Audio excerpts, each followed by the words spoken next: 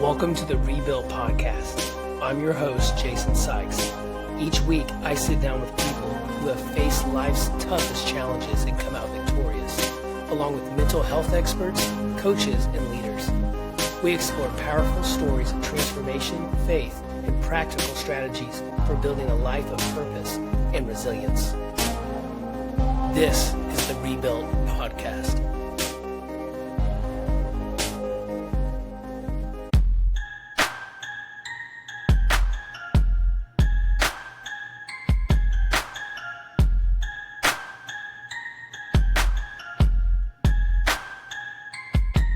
What's up, everyone? My name is Jason, and welcome to the Rebuild Podcast. I am your host, and I am thrilled to have you join us for a truly eye-opening conversation. In today's episode, we dive deep into the world of crime investigation with our special guest, Jason White. He's a seasoned homicide detective from Tulsa. Jason has spent over 27 years in law enforcement, and today he shares his unique insights into the unexpected role of compassion in handling some of the most challenging cases. We'll explore how childhood experiences and family dynamics can influence the path to violence, and discuss the importance of communication and mentorship in preventing crime. Jason also sheds light on the stark differences between crime scene TV shows and the reality of murder investigations. Whether you're interested in law enforcement, psychology, or simply want to understand more about human nature, this episode promises to offer valuable lessons on resilience and empathy. So sit back, relax, and get ready for an encouraging and thought-provoking discussion. Don't forget to subscribe and hit that notification bell so you never miss an episode. Let's get started. Hey, Jason. How are you doing, sir? Thank you so much for being on the show today. Great, Jason. Glad to be here. Honored. Awesome. Well, hey, for those who don't know you, just real quick, why don't you just give a quick introduction? Well, I'm a homicide detective here in the city of Tulsa. I'm one of 10, and we're pretty busy. We've been featured on the First 48, which is a television show on A&E. We've been on there for the last 11 years. So we've kind of been giving people a virtual ride along throughout the world, so to speak. We've been doing that. I've been a police officer for 27 years.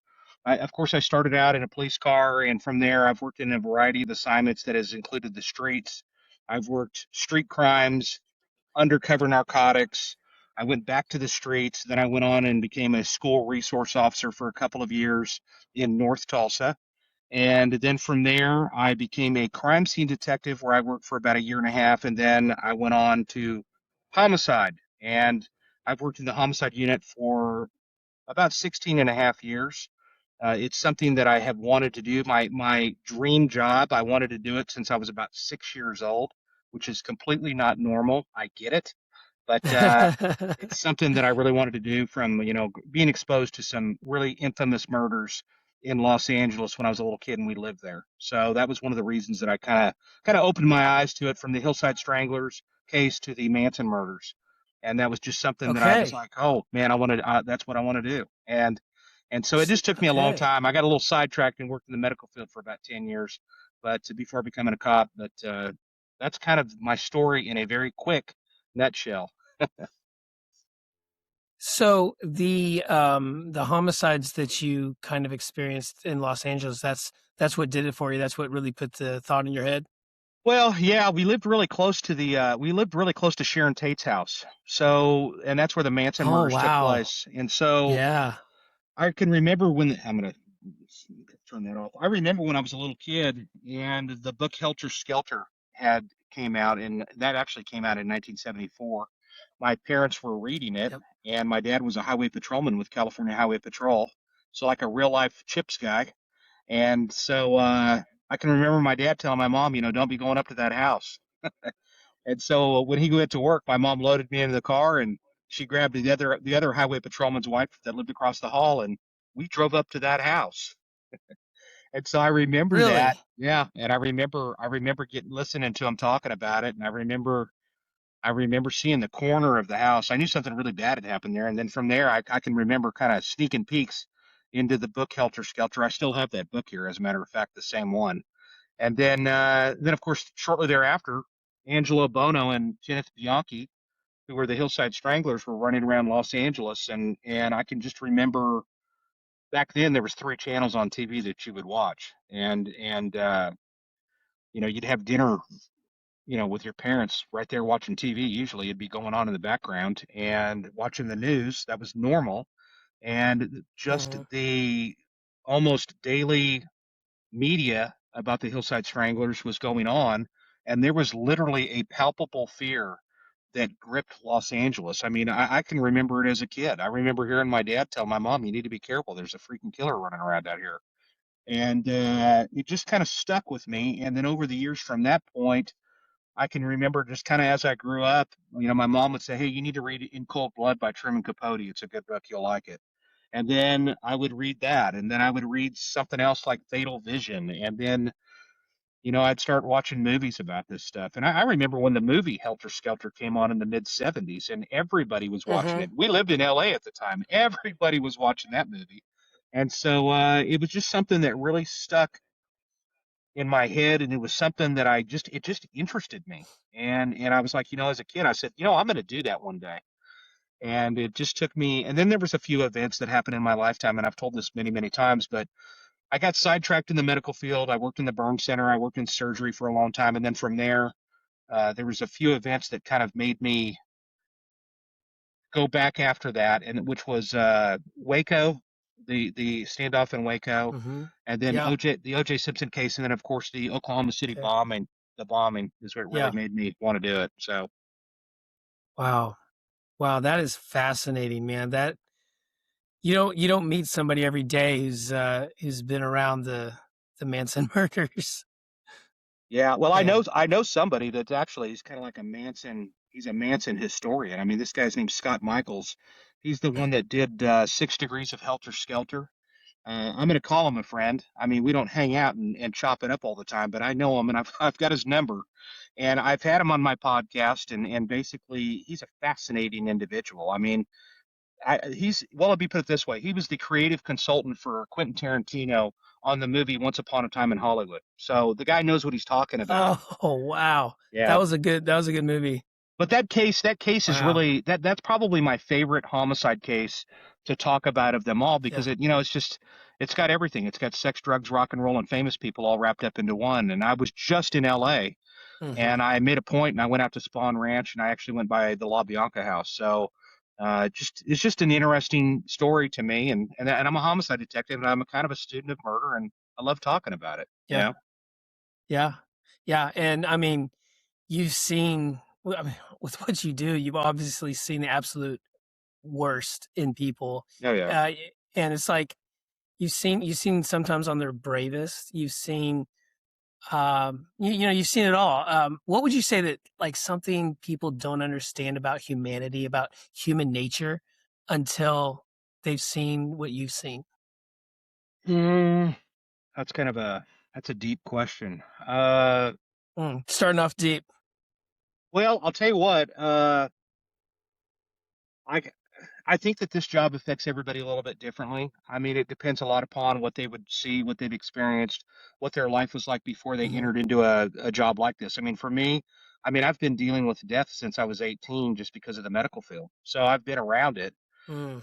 Although I will tell you that I'm very cognizant of the fact that we do see a lot, and I try to take measures to try to minimize what that damage creates to me because I mean theoretically Mm.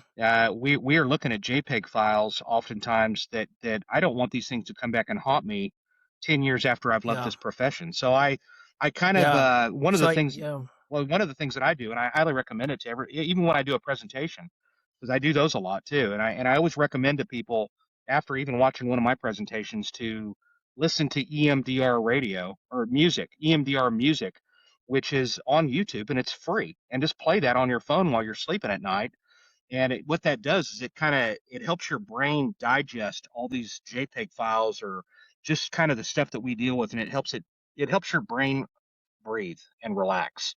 And so it just kind of mm, helps with that. It's one of the things that you can do that's actually free. I know some guys none that I know of in my unit, but I know that you can is EMDR eye therapy, and stuff like that. But I hope that that answered your question somewhat. It's just different for everybody. I think that you should have a hobby. I think that Sure. you should do other things. Family's important. My Yeah. healthy hobby also is my podcast, like you're doing, because it's fun. Hmm. It kind of it's fun to talk to people about other things and fun things too, and have a laugh. Yeah. Yeah. So a lot of mental boundaries, and Mhm. you have actions put in place to make sure that you have those boundaries. I can see that would be important for sure. It's not that just homicide. Everybody's always like, how do you stand looking at that stuff all the time? And you Mm. really, what comes to my mind is I don't worry about me so much. I worry more about the crime scene detectives. They're the ones that are actually exposed to these bodies and stuff for hours. They're in a room Oh or yeah. in a house with people, sometimes literally for hours. Whereas I can show up, Oh I my can I can gosh. take a look around and then I can leave. And I was a crime scene detective for about a year and a half. I was long enough to where I got a taste of it. It takes years to really be competent in that specialty. But those are the guys that I kind of worry Yeah. about. Or I worry about the guys that work in child crisis or they're exposed to child porn and stuff like that. There's a lot of different Yeah. things in our field that, you got to kind of keep an eye out for that, and you got to just, make sure that it doesn't make you jaded. And to tell you the truth, actually, I think Sure. that with respect to just dealing with the public, with dealing with the public and stuff. I'm not one of those old guys that basically has grown to hate humanity. Actually, to tell you the truth, I think I'm getting nicer the older I get with the general public. Probably more so there. Mm. Whereas when it comes to people I work with, probably not so patient, but more patient Mm. with the Yeah. the, the public, really. Yeah. How different is it from, real life compared to the crime scene shows on TV? Uh, I think that there's a lot of similarities. I think that a lot of guys would say, "Oh, my, that's not true." I think if you watch Dexter, no, it's not. That's not really based on the truth. You know what I mean? But if you watch Yeah. other shows, a lot of those shows might have a creative consultant that is a former homicide guy or somebody that actually worked in the business that kind of leads them along. Mm. Like if you take Bosch for an example, that's on Amazon. That's a great show. I mean, sometimes it gets a little unrealistic and out there as far as the storyline, but when you're talking about Mhm. crime scene stuff and you're talking about things along that nature, it's pretty accurate. I think back to MASH, and that's not a police show per se. That's medical, but I work in surgery, and I will tell you that whoever their creative consultants were on that, they were spot on. I mean, down to the names of the instruments, how the procedures worked, what's talked about in there. And so there's a lot of realism to that. I will say that the difference is, though, Jason, is that I think that what happens is that you have a lot of the public that they watch a lot of those shows. They see that in that episode, they found a fingerprint and it led to the identity of somebody, where they found DNA. When in reality, that's pretty rare. I mean, we just don't Mm. find things like that on these cases that leads us to the killer in an hour. I mean, if we're lucky, we get DNA, but in reality, we solve cases by literally getting out there and talking to people and finding Mm. out about this victim and things along that nature. But I will add this, and this is important to mention, the technology that is happening in our world today. All I would say is that if you were thinking about committing a murder, I wouldn't do it, because well, I mean, really, in today's day and age, it's Yeah. really, really difficult, regardless of what the crime is, to get away with it. And I'll just say it's Hmm. just because of the electronic fingerprint or footprint that we leave out there in our world that, 2 years ago, we wouldn't maybe solve the case. But nowadays, there's cameras everywhere in these communities. And it's Yeah. just really, really tough to do stuff like that. So that's a good thing. That's a good thing for us. We don't Yeah. want, that's getting, it's going at a rate that we can't even keep up with the technology, literally. Yeah. Absolutely. And so, two things. One, kind of how many active cases do you have currently? And then also, how long does it usually take typically to solve one? Well, all of these cases are different, and so you got some that are they seem like a sprint, and then you got others that seem like a marathon. And just to give you the statistical data of our unit as a whole, we've had roughly 640 homicides that have occurred since 2016. We had a record year of homicides that happened in 2016, 2017, and 2019, and that is 82 homicides each respective year. That's the record for our city. Technically, we had one year Mm. that was 83. If you wanted to say it, it was somebody that got shot years before, and then they added it to that total, right? But as far as actual murders in a year, 82 three times. Out of those, we've solved all of them with the exception of 29. We have 29 open cases of the 640. And if you were to Google our, just the one thing I will brag just for a little bit, if you were to Google who's the most effective homicide unit in this country, Tulsa Police is going to come up on the top of that list. And so that's Really? yes, yeah. So Wow. and so out of the we strive to do that every year. Actually, in 2024 was the first year that we solved 100% of our cases. We solved all 50 of 50, and actually that led us to having about 100 straight that we solved. And if we solve, we've got one open. We just solved one that was open, and we've got one more to solve. And once we do that, we will have a streak that goes back to the summer of 2023. So, uh, and that's because of technology. It's because of technology. You live here in Tulsa. It's because of that, and it's because of the citizens here. They Mm. usually will come around eventually. Not always, but sometimes, eventually they'll come around and do the right thing. Mhm. Yeah. Wow. That's interesting.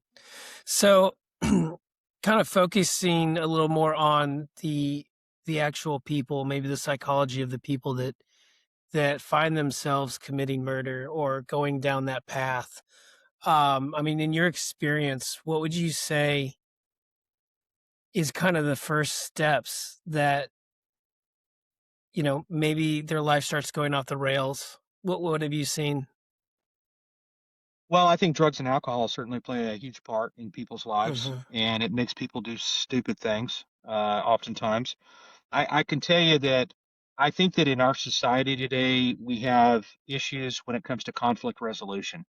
And I know that Mm. it's kind of one of those things that people talk about a lot. One of the issues that I've seen oftentimes is the fact that here's one of the problems. It's the fact that people were Mm. born with these phones in their hand and they stopped communicating with people. And they Yeah. just text and they email.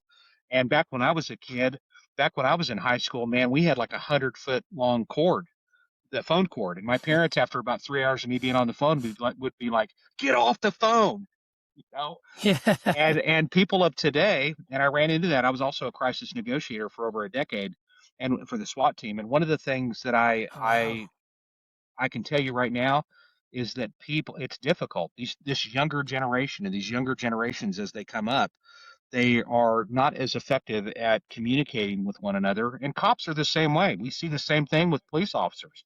When we get newer cops that are younger cops, it's a little bit of a challenge for us to teach them how to communicate with people. And so I think that that's probably one of the things that is one of the biggest common denominators when it comes to individuals that find themselves doing something really stupid is they've either let their emotions get away from them and it's like a split second decision that changes the history of their life, or it's one of those things that they should have just, the conflict resolution in the society that we live in today, in some of these segments of society, it's almost as if they've got to do something serious to show that they don't have weakness, kind of a deal amongst Mm. their peers in the community. And a lot of these guys, they're quick to grab a gun and or do something really stupid, and they don't think things through, and that's the unfortunate part. So I always tell people, even when Yeah. I've said it many times on episodes, I'm like, hey, listen, if you're in a position where something like this happens, take a breath, take a walk, go read a book, man. Just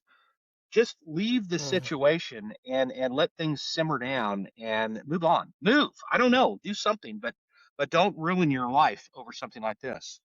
And you got to remember that Right. human beings Right. are, well, humans are one of the few species that kill their own, and there's not many of us that do. There's humans, you got lions, you got polar bears, and black widow spiders is one of them too, that kills their own. So you got Yeah. you got certain species that will kill their own, and we just happen to be one of them. And so you always, I think that a lot of people have the capability of doing it if they're put in the right situation.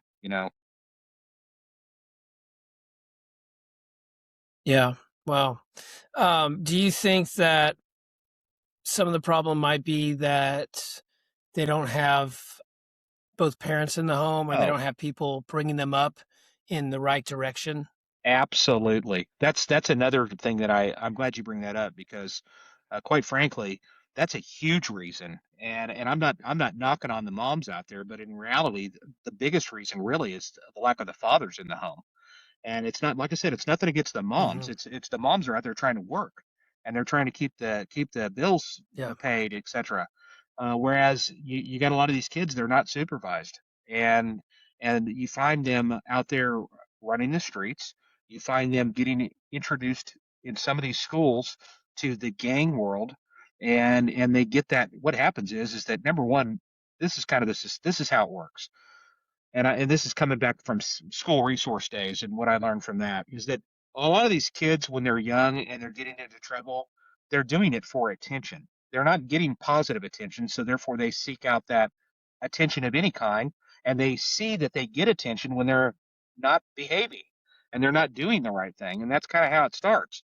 Then Mm. you get individuals that are younger that start, hey man, you can be a part of us. We love you, and they give them that love and stuff, and that's kind of the indoctrination into the gang world. Or some of these kids, they're basically multi-generational in their family. That the gang world is just kind of entrenched in their family's life, and it's been that way for generations. And so that's kind of how Mm. they get involved in that, and it's really sad because I can tell you right now, we could go to a bunch of prisons and we could ask them, hey, do you regret your decision of what you did? And by the way, did your gang stick by you and stick money on your books and keep sending you money while you're in here? And they will tell you a resounding nope, and they regret it. Yeah. Trust me. And that's not part of the brochure when they get Yeah. invited into this world. Right. So do you think society does a good job at helping struggling men, or do they often wait until it's too late? Well, I think that I'll tell you this. This is one of the things that I've always often times think we should do. I had a cousin years ago that he was like, hey, uh, he was involved in, I think he was a CASA worker or something like that, which is like a child advocacy for the courts, for kids in the courts and stuff. And he goes, hey, what do you think we could do to make things better? And I said, well, what I think about is I think about every Christmas, you'll notice that we always do all these toy drives and take these kids out to go shopping and stuff like that, and they get a toy, and let's be real, most of those toys those kids lose interest in 5 minutes, really, and that toy gets cast aside. They've been inundated with just overwhelming information. So when I was a kid, man, I'd play with that Hmm. toy till the wheels fell off. Nowadays they grow bored easy. So I always thought the best thing that we could do, and I wish that this thing would take off a little bit, is I wish that we could do something to where we had a list of people that were willing to be mentors for these young kids, and Yes. basically Yes. show up to their school. Of course they're screened. We're just not letting anybody in there to do this. But these are people that are entrenched in the business community or in the professional world that have been successful themselves. And I've learned over the course of my life that if you lay down with a dog with fleas, you're going to get it. But if you hang out with people that are successful, then you in turn will likely be successful. And so Yes. that's Yep. something that I really wish that we could kind of spend a little bit more of our time on and effort. And then also, I don't mean to run on here, but also that we could kind of introduce some of these kids into programs like the Boy Scouts or the Girl Scouts or the Scouts in general. I don't know if they've changed the names of that, but that or the Civil Air Patrol or the Explorer program. But not only that, not just exposing them to them, but you got to help some of these kids get there. You know, Hmm. you might have to take the time to go and pick kids up and expose them to that. And that's one of the, I'm a huge advocate for the Explorers. That's what really, to me, what that is, it's for kids that are 14 and up that basically they get introduced to the world of some professional career. And for me, I started out with the Oklahoma City Fire Department, and what happened was is that if they had like a second alarm or third alarm or a greater fire, they would literally what they would do is we would get called out, and I don't care if it's at 1 o'clock in the morning. We'd go out to the scene. We had our bunker gear, man. We would roll fire hose and we would meet every week, and we'd be around other people that were really going places and stuff like that. So those are the type we have it for the police department too. I mean, I highly recommend that to Mm. people that are interested as a kid. and it allows them to meet people that are like-minded that want to do something with their life. And I think that that's really powerful as Hmm. opposed to sitting at home and playing video games or running the Yeah. streets kind of a deal. Yeah.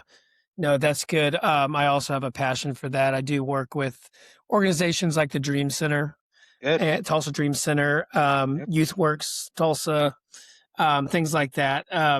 No, absolutely. Keeping kids busy the right way.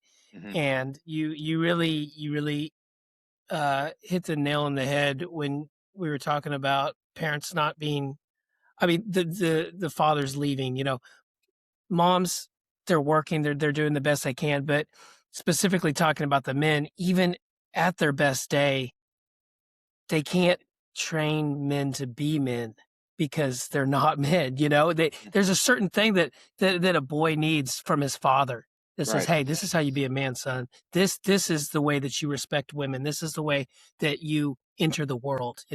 And we're seeing less and less of that, unfortunately, and it's so sad. But no, Well, I the mean, here in Oklahoma, the I mean, half of the marriages end in divorce here in Oklahoma, and I think that there yeah, probably should just be a little bit more work that's put into the marriage itself, as opposed to being quick to just call it quits and move on. I mean, that sure, nobody wins in that situation.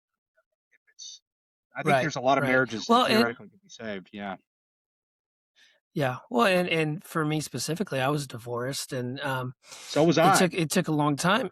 Yeah, but I didn't run away. I'm still deeply involved in both my kids' lives. They're both teenagers now, and I made that choice to stay for my kids, and even though the mom and I didn't work out, but a lot of unfortunately, a lot of people don't. Yeah. They divorce, and it's sad because they go off the rails, and their kids aren't a part of their life anymore. So very unfortunate, It is. but there are those people out there that can jump in, and law enforcement is one of those. We've worked with um, I don't know if it's so I don't know if you know who Lisa Bain is, but she had joined the cause. Mm-mm. And so what she did is she had these backpacks, and she would give them to Tulsa police officers, and they would keep them, and they had the little pug dog in them. And do you know what I'm talking about? And they would go I to like don't. crime scenes, or they would go to like DHS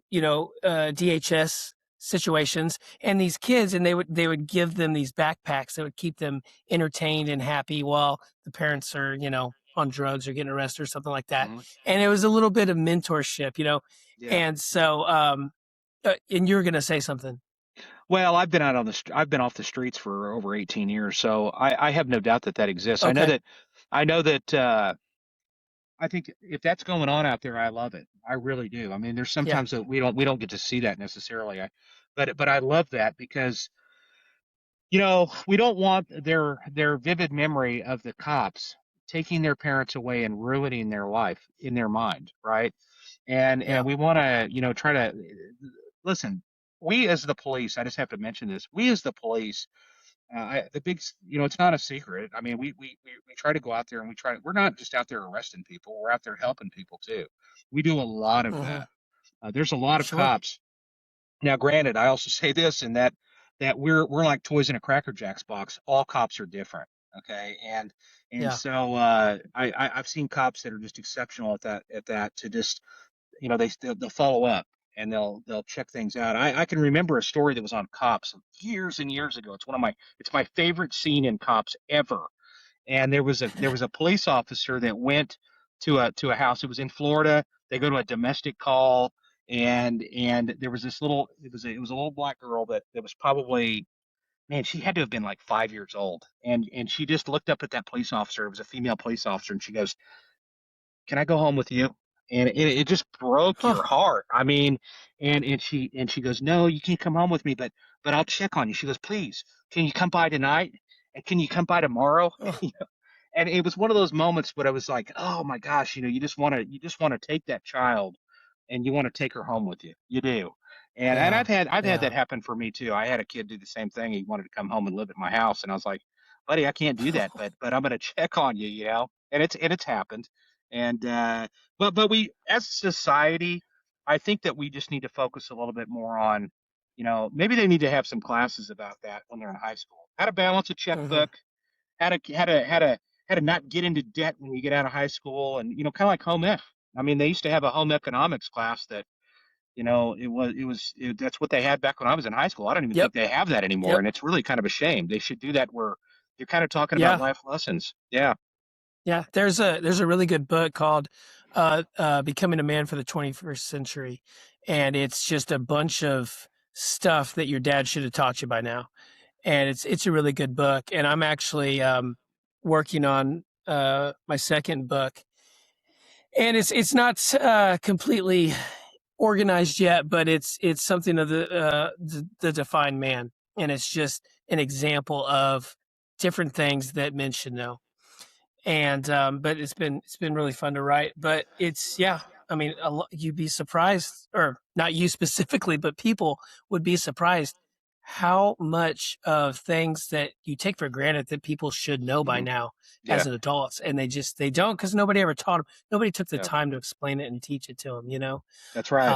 But Let me tell you a quick story. I So that just popped in yeah, my head go real ahead. quick. So when I was a school resource officer, there was two chapters that I just absolutely loved. And what we did is, first of all, we taught a curriculum that I think was 11 chapters. And so we would go into the schools and we would teach to the sixth graders. And the two chapters that really jumped out to me was chapter 3, which was called Decisions, Decisions, Decisions. And really what it was is this whole curriculum was basically, it started out in Phoenix, and it was done by some cops, I think, but it was sponsored by the federal government years ago, and it was really just teaching these kids exactly what you're talking about, life lessons, and how to do the right thing. And then it was chapter 5 that I loved, which was setting realistic goals. And I loved Mm, those two chapters because they meant so much. Because if you, I would every time I would go around the classroom, I would say, hey, what each one of them, what do you want to be when you grow up? And of course you get what you would imagine. I'm going to play in the NFL, I'm going to play in the NBA, I'm going to play pro sports. And I'm like, that's great. I think that's great to think about that. But realistically, let's think about that, what you just talked about. For the NBA, there's like roughly 460 players on the planet that have made it to the NBA. Okay. So the first thing you need to do is you need to stay in school, and you need to make the team in middle school. You can't be getting in yeah. trouble every day. You gotta be able to Yeah. follow small rules, and that sometimes that's pulling up your pants and just doing what you're told, and if you can do Yeah. that, then we can maybe make it to this next point. And this the thing that I'd asked this question. I was like, how many in here want to go to prison when they grow up? And nobody raised their hand. Nobody.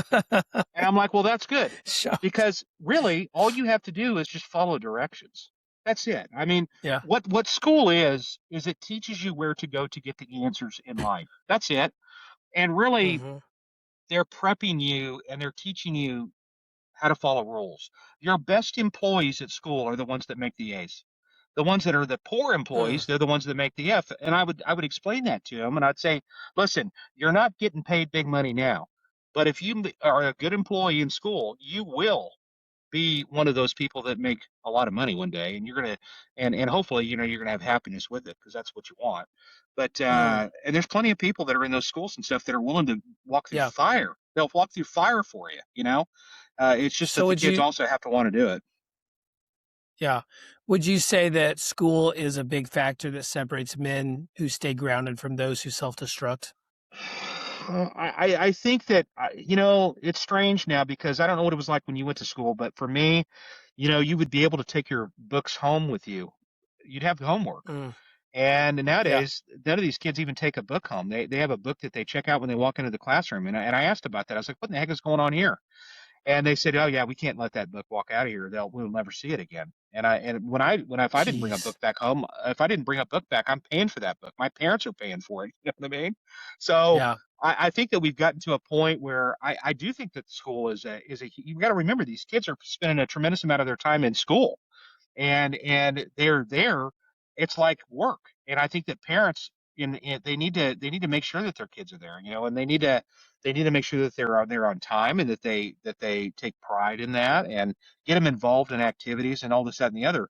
And there's plenty of programs out there that can help them with the cost that is associated with special activities, etc., and plenty of other people that are as willing to Hmm. help them. So I do think Yeah. that we need to do a lot better.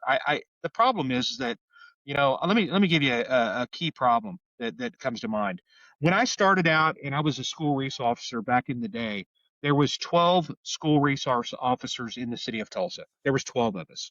Now I think there's one, but I'm not for sure. I mean, we may not even have that position open anymore. So they have completely dismantled that.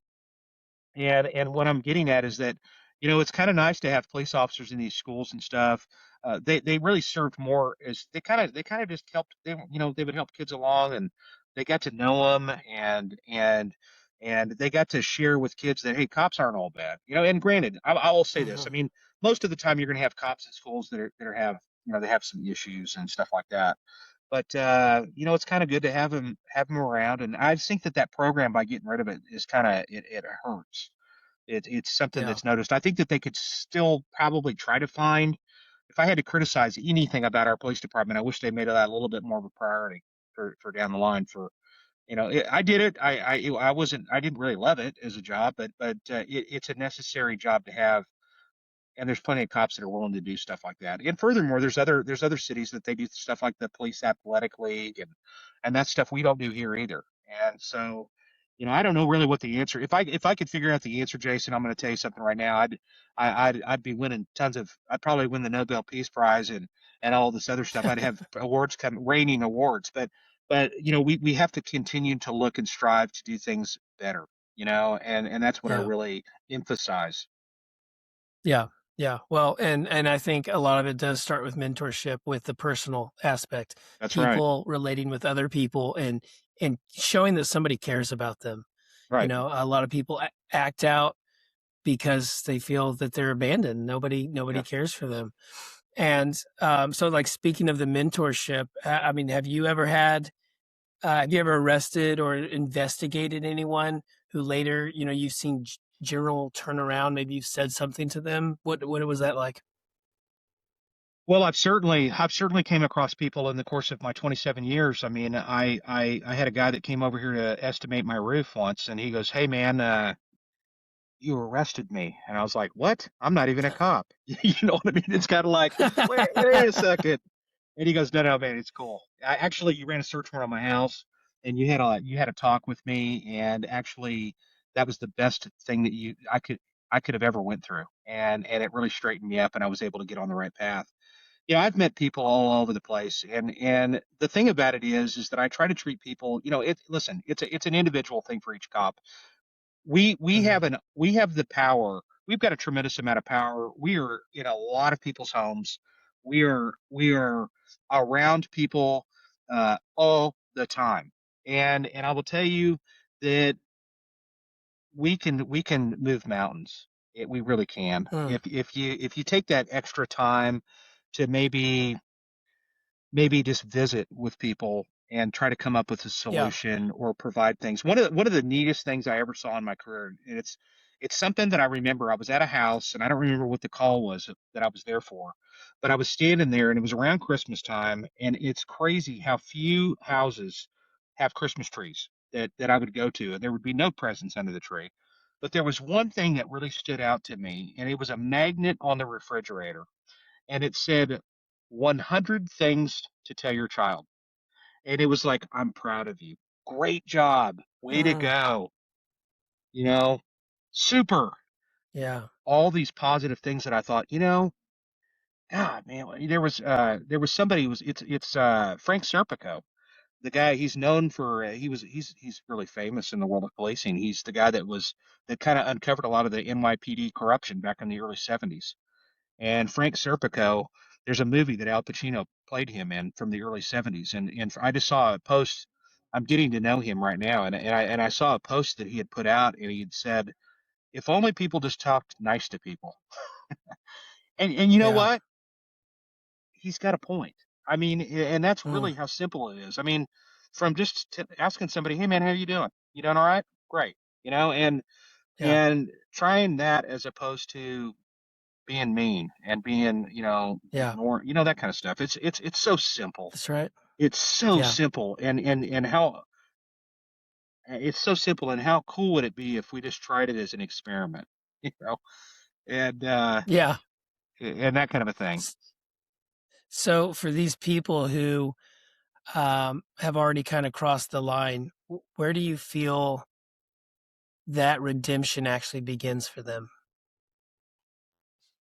Well, I mean, I hear it all the time. I hear it when I listen to the jail calls and stuff, and they're like, they start reading the Bible and they start, opening themselves up to that. And I think that they start learning of the regret. I think a lot of it comes with, I wish they would do that, and then they would, you know, confess to their wrongdoing. I think that'd be a good start.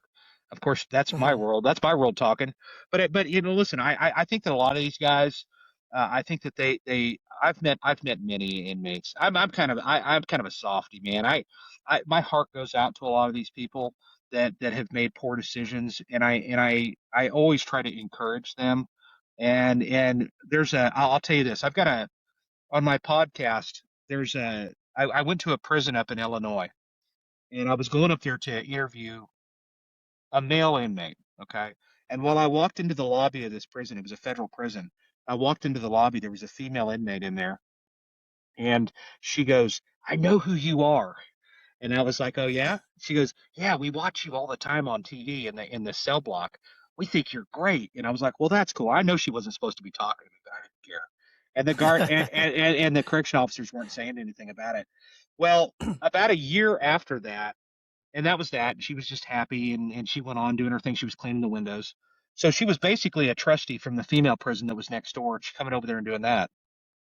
And I didn't know it at the time, but actually the girl that normally worked up there in that front area, she was sick that night. So she filled in an area that she normally doesn't work. Well, the point to the story is that she ended up reaching out to me, and you could find me easy. I'm all over the social media sites, etc. And I'm very accessible. Well, anyway, she wrote me a message and she goes, "Hey, do you remember me? I was that inmate that you met in Illinois."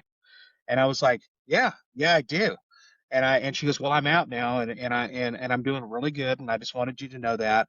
And she sent me a YouTube video that I highly recommend you watch, Jason. I think you'll really appreciate it. As a matter of fact, she'd probably be a great guest for you on your show. And she basically she sends me this YouTube video and how she ended up, really diving deep into the Bible. And she comes from a great family. Nice. She was an RN, and she ended up getting a separate, or she got a divorce from her husband, and that kind of led her to being around bad people. She was lonely. She started hanging out at the bars. She Yep. ended up having a methamphetamine addiction for the next 17 years, and she had landed herself in prison a couple of different times, and I just adore her. I am Mm. so proud of her, and I tell her that all the time. And I tell her, if you ever get off that wagon, I'm going to come up there. I'm going to kick your butt. I'm watching after you, and she comes and watches my episodes with regularity. She's doing great, and she knows that she has a friend in me. And then I've told her, I'm like, if you ever get into a bad spot, you need to call me. And she lives in South Dakota, but by God, I would probably get in my car and drive straight there and make sure that she didn't do something stupid. She's just a great person.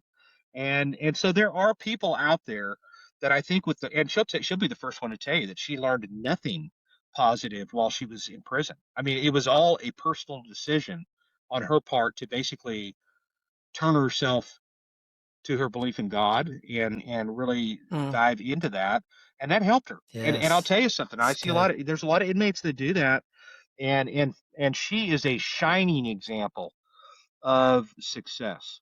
And of course, she's a drug addict, and she'll tell you that. Mhm. And I'm sure that she still has those struggles, but she's been good this time. And so I'm really, and she comes from a great family. I mean, she's got medical professionals from doctors to nurses, and everybody's successful in our family, and now she is too. And so That's good. it is good. She's a great person. And so that's one of those examples. There's many examples just like that. I have no doubt about it. Yeah. So after everything that you've seen in your career, what are some things that give you hope? I mean, I know that we've talked a lot about things that you wish would be better, things that the police department could do better. What gives you hope in society that things can still turn around and you don't have hundreds of homicide cases in the future? Well, I mean, the homicide numbers are down across the country for sure. They're down in Tulsa. I mean, we're significantly down. I think that in large part is because specifically here in Tulsa, it's because they see that we catch everybody, and I think that they really. I mean, in reality, and we see that. That there's no doubt in my mind that's helped with that. I think that. I'll tell you what I think is really improving is especially, and I can only really speak personally to Tulsa Police Department. We Mhm, spend a tremendous amount of effort on learning how to communicate with people, and not only just mhm, talking, but listening.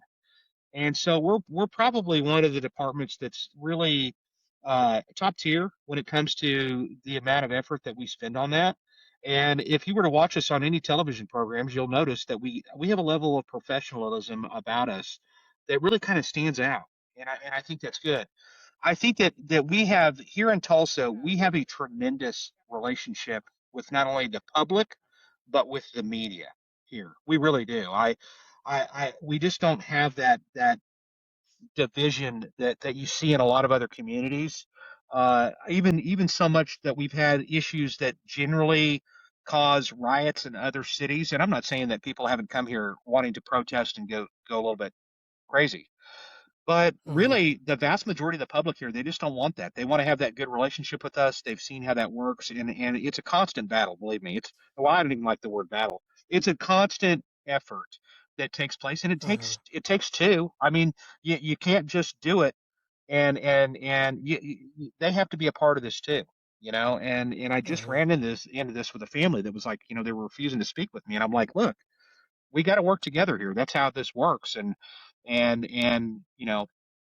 it takes a lot of effort on both sides. You can't just expect the police department to just be perfect all the time. And we it takes two. We got to have the community that's willing to make an effort too. They just can't be cop hating. They've got to be willing to do the right thing and have a dialogue with us at least. I mean, my gosh, we're all willing to sit down and talk, yeah, and that's what we do. We also do things like Project Trust and other community events where we're willing to go there and speak and answer questions. And I speak all the time, man. I'll speak to whoever will listen to me. But I think that's what I'm getting at is that I think that shows that there's great strides in the right direction. I think that humanity is, they get sick of all that drama and all this, that, and the other. And I think that we want to all work together and coexist in the community, and that's what we want. And so I think that mhm, I think that we are making right. We're going in the right direction, is what I would say. Yes. yeah. That's good. That's good.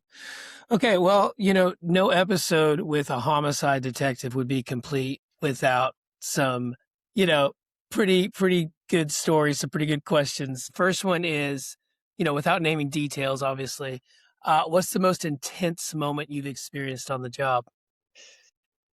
For me, I encountered a murder suspect back in 2005, and that turned into a shootout for my life. So that was probably I mean, that's the extreme, but it's the truth. And Yeah. uh and that's what happened. And that was in 2005. And so Wow. August the 13th of 2005, and I lived to tell about it. So let's just put it that way. And it was one of those moments that I it was my training is what saved my life, to tell you the truth. Was But this outside? Was it inside? it was outside. It was actually at the apartments located at about 51st and Harvard. And this guy Mhm. that I had encountered had actually murdered his grandfather in Oklahoma City. And he came up here to Tulsa. And my belief is that he came up here to kill his dad. But and he was kind of lying in wait, and I ended up finding him. I came across him before any of that could happen. And so, yeah, I would say that that's probably one of those moments. And well, I can't think of another one that would be scarier than that. But yeah, that's probably the one. Gotcha. What's the hardest decision you've ever had to make in the line of duty? Mm, well, I make hard decisions all the time. I don't know that there's one Sure. that's literally the hardest. Hmm. I can tell you that taking kids from their homes and having to take them into protective custody is probably one of those decisions that you want to make sure that you're doing the right thing. And Hmm. you don't want to cause more trauma than's necessary. I mean, when you take some of these kids and you put them into a shelter, um, that event itself could be almost more tragic and more of a traumatic situation for those children in the long run. But some of them you've got to, and sometimes by doing that, and I've done that for deplorable conditions in homes before, where I'm like, listen, look at it as like a minute for you to get your act together and get this, start bagging up a bunch of this jazz and getting it out to the curb. And yeah, you can't have kids living in extreme filth. And believe me, imagine the worst, and that's what I'm talking about. And or child abuse situations where Mm. I'll give you a quick example of the story that just comes to mind real quick if we've got a minute. It was I was working as a school resource officer, and I got called to this elementary school, and this poor kid, he was such a good kid. I mean, this is a straight A student. He's in elementary school, and when I walked in the door, I said, "Hey, have a seat. Have a seat." He said, "No, I'm okay." And the reason why he couldn't have a seat is because he was black and blue from the back of his shoulder blades down to the bottom, behind his knees, Oh, all the way down. And I asked him. I said, when I saw it, it was heartbreaking. I mean, it was brutal. And the kid looked like Urkel. I mean, you know what I mean? Straight A student, he's got his glasses, kind of super smart kid, very intelligent, nice kid. And I asked him, I said, "Hey, what happened?" And he goes, "Well, it's kind of my fault." He goes, I was watching Mythbusters, and my dad told me, he goes, "Hey, you need to turn that off and you need to go to bed." And he goes, "I just wanted to watch the last 5 minutes to see what happened." And my dad came back and he saw that I was still watching it, and he got mad, and he hit me, and he hit him many times, and it really broke my heart. And we ended up taking him into protective custody, and I just remember, I don't know what happened to that kid. I really don't. I don't know the full story of what happened, but I do remember when the dad was getting talked to and stuff, that the dad had, and I'm not excusing anything that this guy did. Trust me, believe me. When you see what I saw, it was beyond belief. But this guy had had his whole life turned upside down. I think that the mother had died, or there was something that had happened. Now he's got all this going on. He's got financial stress. He's got personal stress.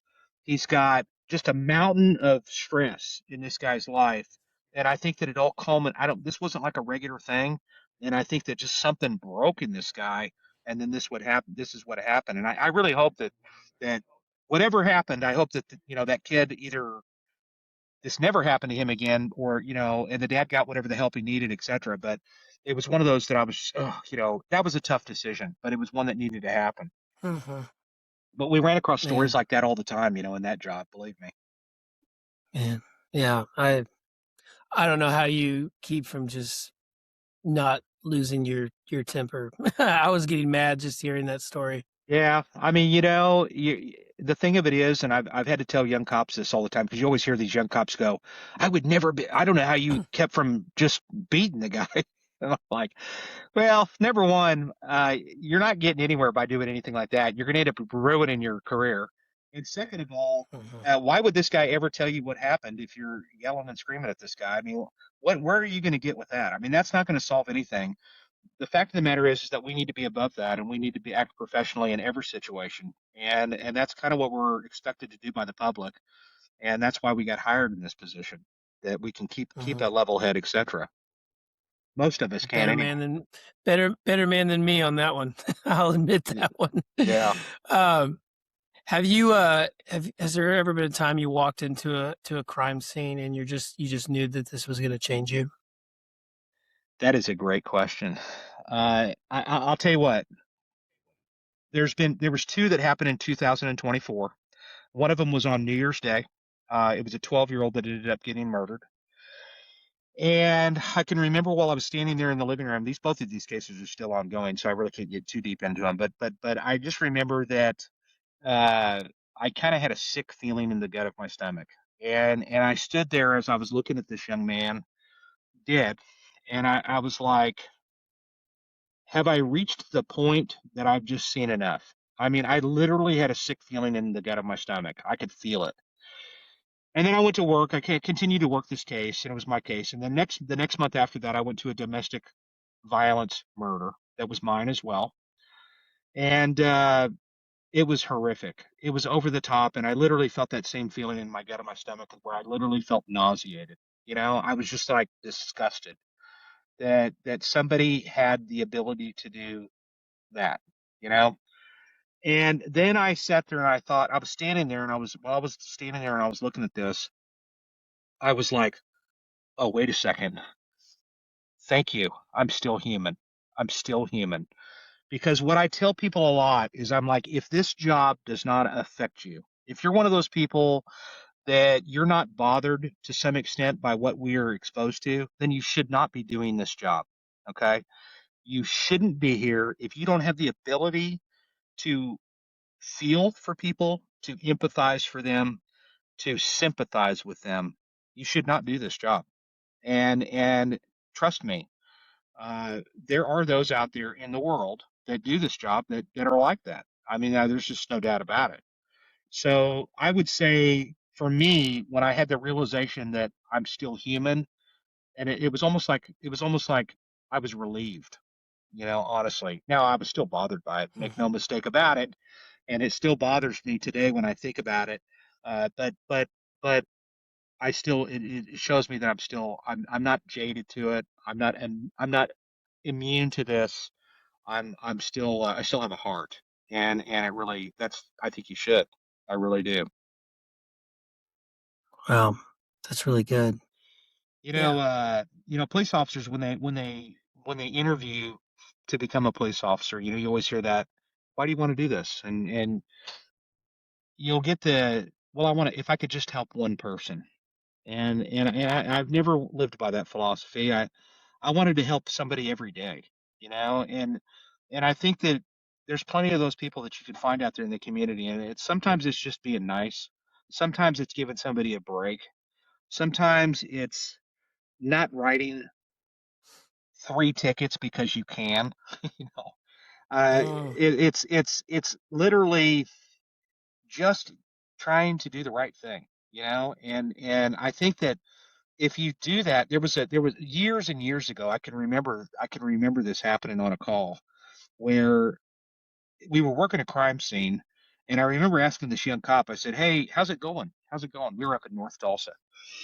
And he goes, "Well, I haven't been able to get into it with somebody today, so it's been kind of a slow day." And I thought, and it's a good thing I don't remember who that guy was. I do not remember that cop. I don't remember who he was, and it's a good thing. But I was like, in my mind, I was thinking, man, what a miserable existence this guy's going to have throughout a career. If you're looking for those moments just that's just not, I don't know where that comes from. And thank God we have very few of that. Very few individuals that mm, I think you have a lot less of that anyway because of the invention of the body camera. I think that kind of minimizes a yeah. lot of the stupid. But Yeah. you know, it really we have a very important job out here. There's not very many careers that I can think of any. Maybe the police world is the only one where you have a camera that basically records all your job every day, and we're expected to do the right thing every single second. And if you don't, you could potentially end up in prison. If you if you made Hmm. that wrong decision on a split second decision and you shoot somebody that didn't need to be shot, you could land yourself in prison. And doctors don't wear cameras when they're working, and bankers don't, and you can think of another industry that does, and they make mistakes all the time, trust me. But yet in policing, we are expected to wear a camera. I don't wear a camera, but the cops out on the streets are expected to wear a camera Yeah. and record their every movement. And so we're under a tremendous amount of scrutiny. What I would ask people that watch this is just give cops a little bit of a break. Just remember that, you don't, when you're getting stopped and where you had that one moment with somebody, you don't know what call that this guy just came from. There's a story that I remember real quick. There used to be a docu series that used to be on TV, and I tell people this all the time, and I love this story. There used to be a docu series on TV a long time ago that was called America Undercover, and it was on HBO. Now you'll never be able to find this episode because they scrapped it. I don't know where it is. They've scrubbed it from the internet. You can't find it anymore, but I'm telling you it existed because I've got it recorded somewhere on a VHS tape in my attic because I saw it. And on this episode, it was talking about PTSD in policing. and it came out of Memphis. A lot of stuff came out of Memphis, believe it or not. And so they were talking to these cops, and this one story I remember, there was a cop that got a call, and if this doesn't fit anything, just cut this out. But there was a cop that basically got a call of a suicidal juvenile person, like a 12-year-old that was suicidal, and she was at her birthday party. And this cop ends up arriving at the call, and he sees her, and she's sitting on the edge of the bed, and he goes, "Hey, is everything okay?" And she's like, "Yeah, I just feel a little bit down in the dumps. I'm a little bit depressed, etc." And he's like, "But it's your birthday," and I don't know where the parents are. I don't remember that part of the story. I don't know if they're even there. I don't know. But he goes, "Yeah, it's your birthday. You should be happy. You know what's going on?" And she's like, "Oh, I'll be all right. I'll be all right." He goes, "Well, I got a call that you're suicidal. Are you okay?" She's like, "Yeah, I'll be okay." So the cop ended up leaving, and about 5 minutes later, the cop gets a call to go back to that residence. And as he arrives to the residence, and by the way, the call was now the girl's got a gun to her head. And so he gets there to the call and he runs down the hallway to find her. Literally, she's got a gun to her head. And he's like, "What are you doing? What are you doing? Put the gun down." And that's when the girl goes, "I'm sorry. I'm sorry." And then she pulls the trigger. The Oh, cop the cop does everything he's supposed to do. He calls for supervisors, he calls for extra backers, crime scene, homicide, all supervisors, all these people, right? And they end up showing up to this call. And then the supervisors go, "Okay, do your report and then go ahead and go back 10-8," which that means go back in service to take another call. And that's the way it used to be, to where we had that mentality in our world that, "Oh, you'll be all right. You'll be good. Just go back to work. You got to be tough. You have to have that tough mentality that none of this stuff out here is supposed to affect you." And you got to remember, and the people that are out there and the citizens that are out there, just give cops a little bit of the benefit of the doubt, and give them a break a little bit, because you don't know where they just came from. And I'm not saying that it's to the extreme of that call. Nowadays, we're much better. What we do now is we send that officer home, and we get with them and we make sure that they're okay. And there's not that stigma that goes with somebody that might have a problem with something along those lines, that maybe he goes and talks to a police psychologist, or there's just not the stigma of that anymore. It's more of a peer to peer. Let's make sure that we're all good. And I'm on the peer to peer. oh, Let's make sure that we're all good. Let's try to get people pointed in the right direction before their life does spin out of control, before they start drinking themselves into oblivion, and to numb these stories and stuff like that. So, uh, you know, that's kind of where we're at today, and we're really cognizant of that, and we're constantly looking for new ways, from de-escalation techniques to where we calm things down without having to use force and things along that nature. And I think that's what you're mhm. seeing in policing now. We're getting better at that. We're not just running out there and tackling somebody. We're trying to do better for everybody, and we do the best that we can with what we've got and what we're faced with. So, kind of to end the episode, I wanted to ask you if someone listening to this feels like maybe they already messed up beyond repair, what would you want them to hear from somebody who's already seen the results firsthand? Well, look, I run across a lot of people. I get messages from people out in the public that say, "Hey, man, I've screwed up my life. I've got a felony conviction. I can't get a job." Listen, I would recommend to those people to keep trying. Okay, don't stop. Don't throw in the towel. Continue to try to go out there and explore the possibility of working different places. I mean, for instance, here in Tulsa, I can tell you right now that and if I'm not mistaken, Whirlpool is a good example. Whirlpool had a plant here, and I think they still do, where they'll actually give people a chance that may have been a convicted felon, to give them an opportunity to have a Oh, good job, and so forth. So, uh, I wouldn't keep trying. Maybe there's possibilities of potentially getting your record expunged. I mean, it just depends upon what the crime would be, etc. And just keep trying. I mean, there are plenty of people out here in our world that have made incredible mistakes, and there's cops that have made big mistakes. There's people in the community that have made huge mistakes, and they've turned their life around. And it can happen. But it starts with you. It's not going to happen for you. You have to make the personal decisions in your life, and if that's something to where you start going to church, or you start hanging around with people that are good people, getting to know good people instead of hanging around people that are going nowhere in their lives, and who's trying to make it. You have to make a personal decision.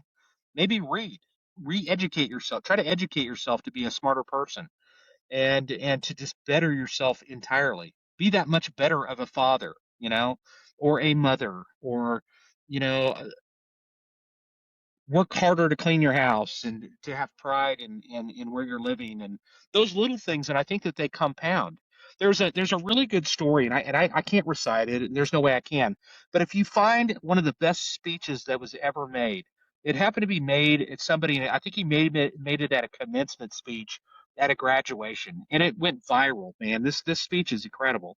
And the guy starts off talking about it starts with making your bed in the morning, getting up and making your bed, and then he goes on from there. I think he was a military guy, but it's an epic speech. I highly recommend you look it up, Jason. You'll find it, no problem, and listen Hmm. to the whole thing. And it really is giving these kids a life lesson right there. It starts with the small things, and then it builds from there, and it starts with making your bed, and then it goes from there. And something like that, just for anybody that's listening to this, trust me, check it out. Listen to what I'm talking about. I wish I could recite the whole thing. I wish I would have came up with it. My gosh, it's an absolute epic speech, and it means That's good. and it's so powerful. But listen, Jason, I got to tell you, man, I appreciate you thinking enough of me, thinking my life was interesting enough to bring me on. I hope that your listeners have gotten something out of this big time. And maybe it's just something I said or something that resonated with them. I will encourage them, if you don't mind. I'm going to put a plug in for myself. If I would I was encourage going to them, ask. oh yeah, please. I would encourage. I'm on everything. I'm on TikTok. I'm on Instagram. I've got a Detective Jason White Facebook page. Most importantly, what I'd like for them to do is I'd like for them to go to my YouTube page, which all they have to do is type in Detective Jason White. I currently have 80 episodes and counting of just some incredible episodes on my podcast. And like that lady that I told you about, she's episode number 2. I've got cops and detectives and just incredible people that are on there that are just fascinating people. And I've even got Steve-O That's from great. Jackass. I've got John Baker from Chips, that from the show from the 70s. And I'm gonna have in the future, I'm gonna have Kato Kalin from the OJ case. Just interesting Wow. people that I think Yeah. I'm even going to have probably the second most well-known Hell's Angel of all time that is going to come on my Wow. show. Yeah, so these are That's people awesome. that they're doing stuff with their lives. They've Hmm. turned their life around. They're doing good things. They're That's inspiring and great. motivating people. That's right. And so that's what it's all Yeah. about. I'm gonna leave. I'm already following you on everything, so Right on. I'm gonna leave all those links in Good. the show Good. notes so Please. other people can subscribe to that as well. Please. Thank you. And I appreciate you. I appreciate your story and your time that you took to come on. My pleasure. And I appreciate you as a person and your friendship. So Thank you. thank you so much, Jason. It's really been a pleasure and an honor. So Good. Good. just it's been great. But Thank all you. right, Jason. Well, I hope that you have a great night, and I'm sure we'll talk again soon. Sounds good, Jason. Thank you. All right, take care. Hey, everybody. Thank you so much for listening today. I hope you enjoyed today's guest. And I just wanted to say that if this has made you think, if this has sparked something in you, maybe about your purpose or your relationship with God, I just want to encourage you to not let that moment pass. If you're ready to take that next step and connect with me personally, you can reach out to me through my email, which is jason@rebuiltlifecoach.com, or you can go to my website at www.rebuiltlifecoach.com. And if you're serious about building a stronger, faith-driven life, please go check out that program. Thank you for listening, and as always, keep walking in purpose and growing in faith. I'll catch you next time.